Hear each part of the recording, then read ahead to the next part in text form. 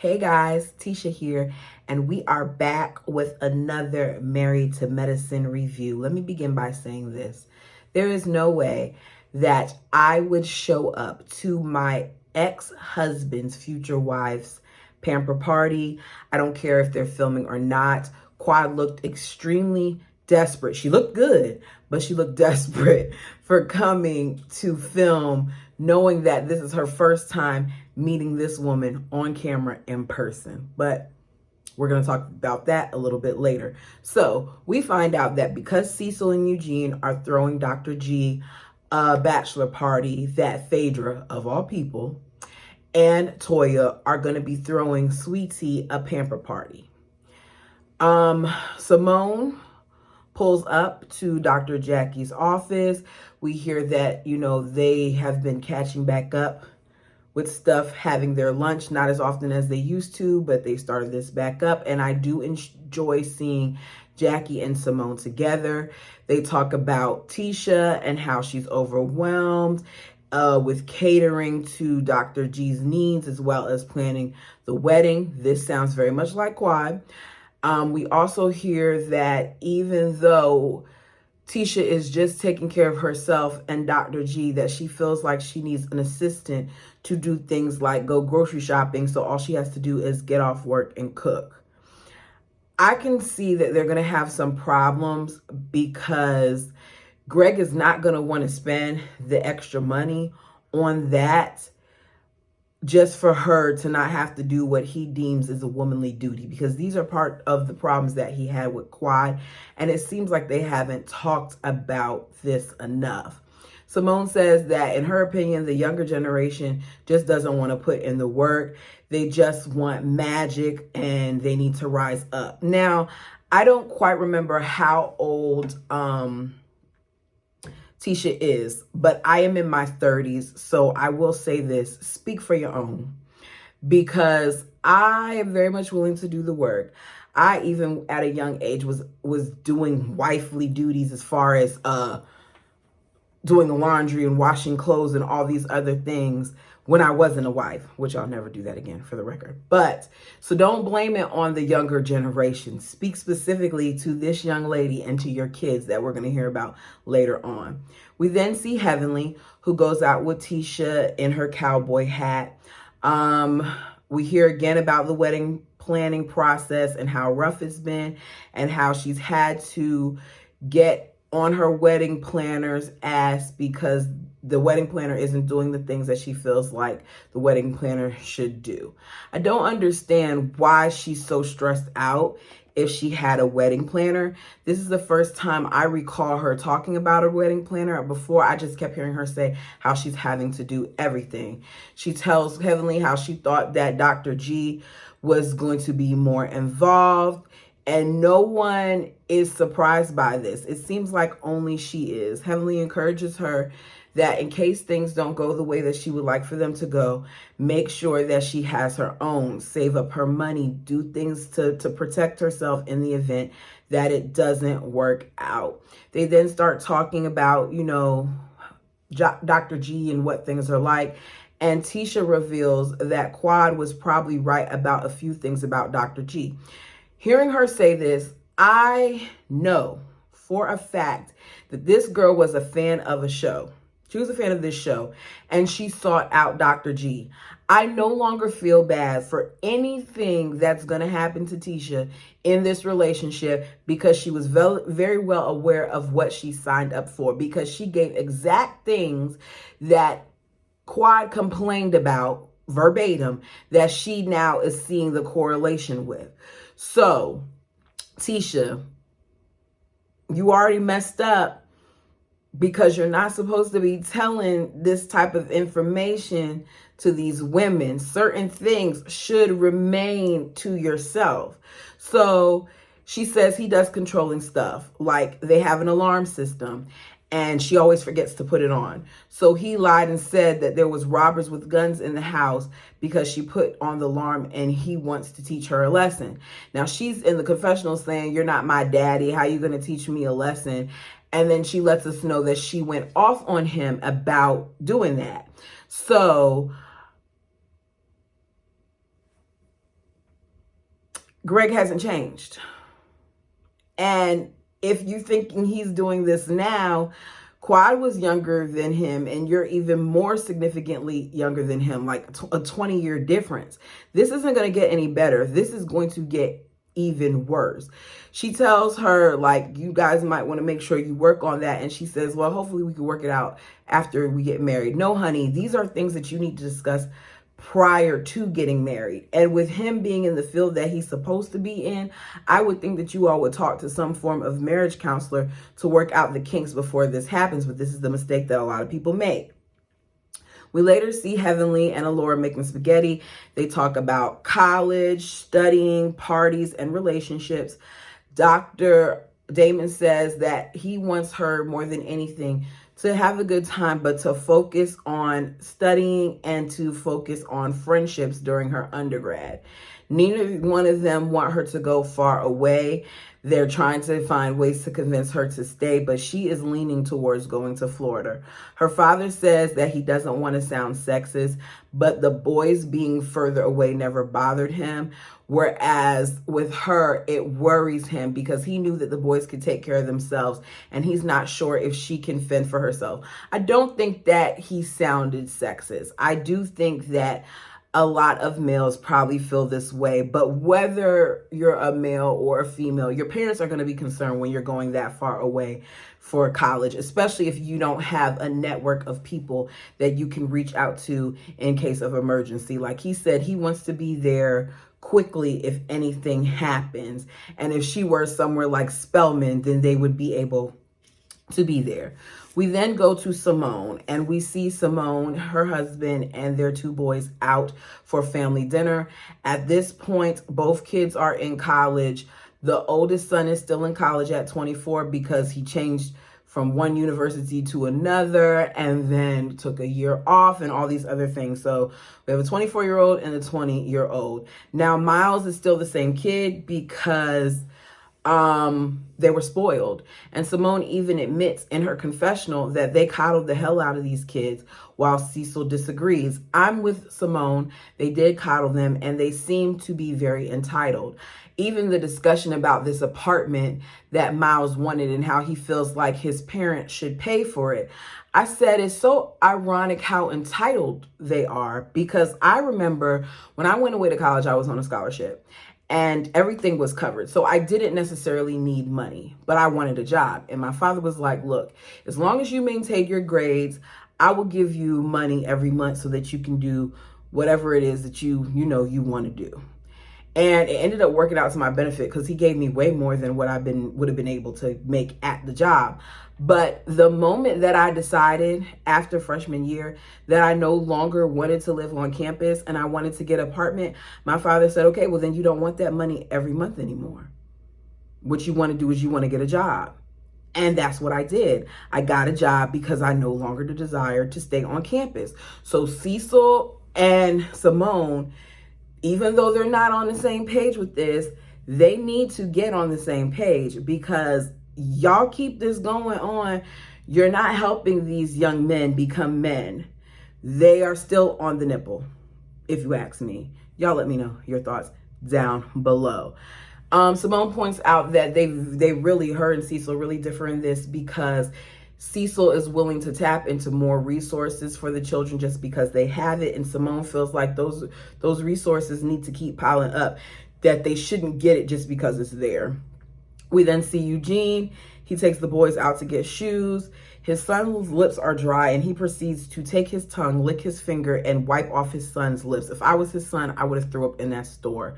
I know parents do that whole give me some spit, wipe your face, and I didn't like that, and I never did that to my child. But to see somebody do that to his lips, okay, I need to stop talking about it.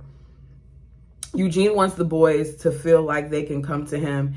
He asks if there's anything they want to talk about, based on the conversation that they had the other day that they couldn't say in front of their mom. And one of the sons says, "What's a period?"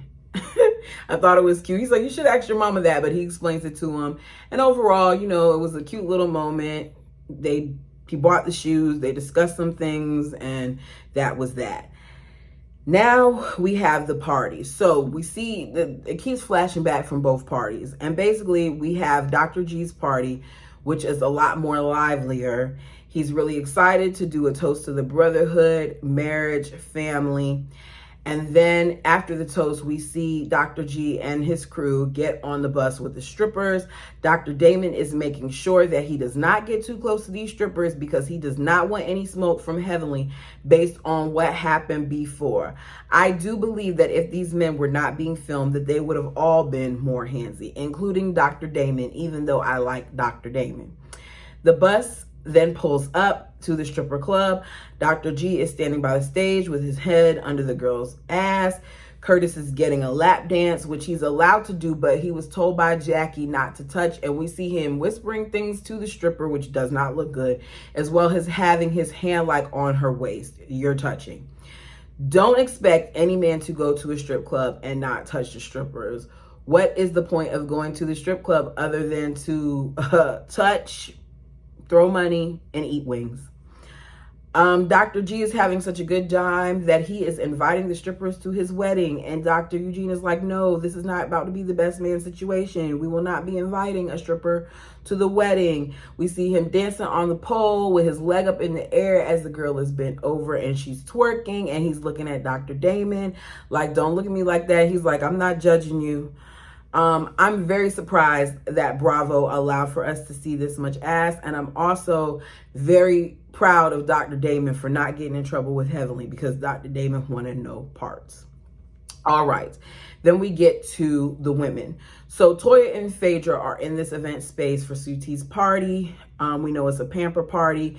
We see all these shirtless men arrive in their red shorts. They're all oiled up and everything like that. Heavenly is having a ball. She's getting her neck massaged, and Simone is having a ball, getting her leg licked. Tisha walks in with her sister and her actual friends. Now, keep this in mind. She is with her actual friends. Her maid of honor, or matron, I think it was maid. Her maid of honor is even there, right? So they start rubbing and massaging her. She gets picked up in the position you would if you were getting walked over the threshold. Simone asked if Greg is going to be able to do this. She said yes. We've been practicing. She then wonders if Tisha does, if Gregory is having a good time because he's going to be so conservative at his thing. She's like, they're doing the same thing that we're doing. They're having a good time. Greg ain't conservative. Tisha then gets a call from her wedding planner letting her know that because they had to change their event space, because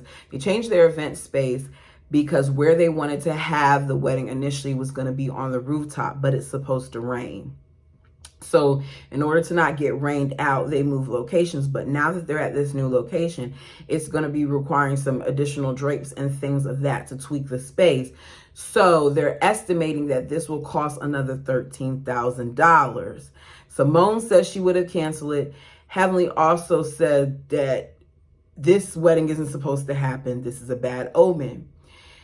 She gets so upset. Her sister is trying to comfort her. Her sister touches her. She pulls away from her sister, tells her to get off of her. And then they start yelling at each other about not effing with each other. She walks up. She's throwing a tantrum. She's knocking stuff down. We then cut back to her and her sister, and they're in the corner and they're making up, and she's apologizing and she's saying she's so sorry. She's just under a lot of pressure and all those other things. Heavenly points out that the problem is that they aren't ready for this wedding. Now, keep in mind, Heavenly is saying this, and the maid of honor is sitting right there, paying very close attention to what Heavenly is saying. She said this thing was rushed. Heavenly is only saying what we are all thinking, but she's saying this in front of one of Tisha's legitimate friends. Heavenly then talks about what Tisha said about Dr. G and being controlling and all the other things. And Simone says in her confessional that this is messy as hell for her to sit there and to say this 2 days before the wedding. It is, but this is Heavenly. Tisha comes back out and they sit down.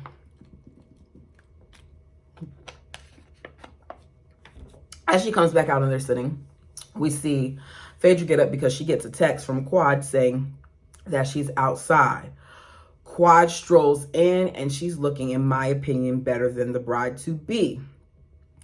We find out Phaedra invited her, but the way that Heavenly giggled when she saw her let me know all I needed to know. Jackie and Simone are in shock. So is Toya, and the sisters look pissed. Heavenly runs over to Quad and hugs her. As she's doing this, Toya yells, Heavenly, that's your friend now? That's your friend now? Heavenly says, I haven't talked to her for so long. Phaedra then introduces Quad to the two sisters and Simone. Toya immediately is more bothered at this than Tisha. Toya says, I'm trying to figure out how Quad just walked through this door and she wasn't even invited. And Phaedra admits that she did it. She said, everybody's been asking about her, so I felt like she's a good time. You know, she's a lot of fun. Why not have her be here so she can answer whatever, questions they have? We see Quad has 2 gifts in her hand. Tisha tells her to come sit next to her. Now, this was a good move on Tisha's part, because even if she's bothered in this moment, and she lets us know in confessional that she was, because she's like, I had to sit here and smile while talking to her and all that other stuff, Tisha is not allowing Quad to see it. Quad tells her congratulations. Tisha says they've been talking about you a lot. The conversation, despite me thinking Quad shouldn't be there, was cordial. It was actually somewhat pleasant. She said, can I be real? As Tisha and Quad are talking. This is Toya. How is it possible that you didn't even want this girl's name to be brought up, and now she can pop up in your shower and you're okay with it? And Tisha says, well, the reason why I didn't want her name to be brought up then was because it was, at my event. And Toya brings up a good point. She said, well, what is this? This is for you too. But Toya, once again, is more pissed than Tisha. And that is where the problem comes from for me. Toya has such a disdain for Quad that in this moment, she allowed it to be more about her feelings, in my opinion, than she did about Tisha's feelings. But, Tisha did actually want her to leave. Toya doesn't like that they're being cordial. Simone says, well, where have you been? And Toya cuts that off immediately. Toya says, as much as we all like to catch up with Quad and find out where she's been and talk about the problems that we have with her and our issues with her, we're going to have to do that another time. Phaedra, can you walk your friend out? I would not have even give Toya the opportunity to kick me out because I wouldn't have shown up. Quad then turns over to Sweetie and says, should I stay or should I leave? And Sweetie says, I think it's best that you leave. Quad is leaving. Quad is walking away. She's saying goodbye. She's walking out. And Toya keeps telling her Phaedra to walk her friend out. Now, if Quad would have turned around and got into it with with Toya, then this would have been a whole nother thing. But it seems like Quad is just going to walk out and leave. And that's it. Toya really does not see it for Quad. Toya does not want Quad to be a part of this circle. I'm not saying Toya isn't right to feel that the way that she wants to feel based on some of the things that Quad has said, alluding to her cheating and to the size of her husband's genitals and all these other things. However, she's a part of the show.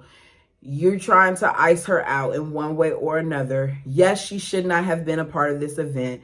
Quad, you shouldn't have came. Phaedra, I'm looking at you sideways because you already knew that this was going to be an issue. Because if you didn't think it would have been an issue, you would have mentioned it earlier on to at least Tisha to see if it was okay with her that Quad was there. I don't think that this is going to be a good season for Quad. I also don't feel like this is going to be a good first season for Tisha, because as of right now, you are getting what you asked for. You wanted this man. Now get everything that comes with him, and understand that some of us are not going to feel sorry for you. Now, there are some people who do, but on this channel, as of right now, I'm not one of those people. You all let me know your thoughts and opinions of this episode down below. Please like and subscribe if you have not already. We are on the road. We is me and my family in these YouTube streets. We are on the road to 1,000 subscribers. I have a goal and I want to reach it. Of course, 500 comes before 1,000, but I just want to let y'all know how high I'm aiming. Until next time.